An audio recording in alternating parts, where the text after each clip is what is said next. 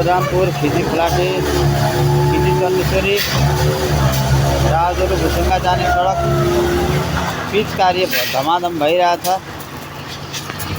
पिचकाहरू चरणहरू अन्तिम चरणमा पुगिरहेका छन्। कोबल गरेर गिटी हाल्ने कार्य भइरहेछ। गाइज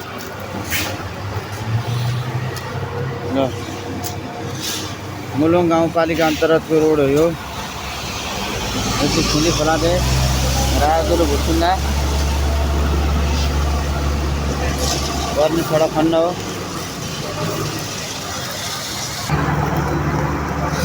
लो रोड पिच भइरहेछ गाइस। यसो गरेर रोड 1 नम्बर रोड पिच भइरहेको छ